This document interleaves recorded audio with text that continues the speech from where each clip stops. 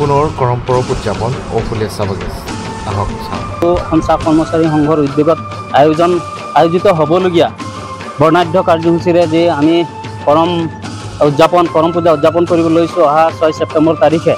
এই স্থানটো হৈছে সমাজ হিতৈষী সন্তোষ কুমাৰ তপ্ন সোঁৱৰণী প্ৰেক্ষাগৃহ, যি নেকি ঔফুলীয়া চাহ বাগিচাৰ 2 নং খেলপথাৰ হিচাপেও জনা যায়। গতিকে সকলোকে উক্ত অনুষ্ঠানত সাদৰণে নিমন্ত্ৰণ জনাইছোঁ। ধন্যবাদ।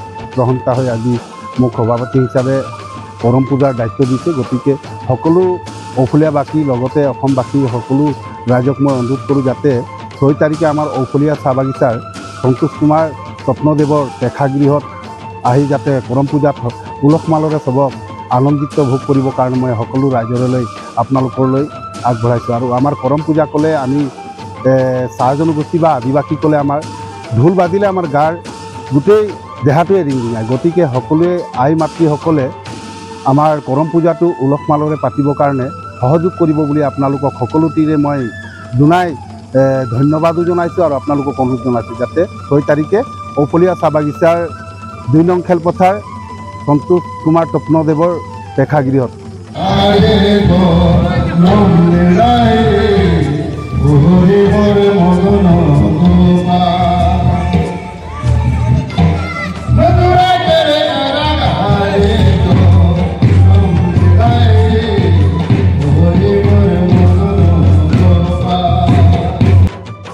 জামনিকেৰ ঔফুলীয়া চাহ বাগিচাকে কৰম পূজাকে আজি লাইকোটা স্থাপন হতে ৰাজ দেখাৰ আজি প্ৰথম শুভাৰম্ভ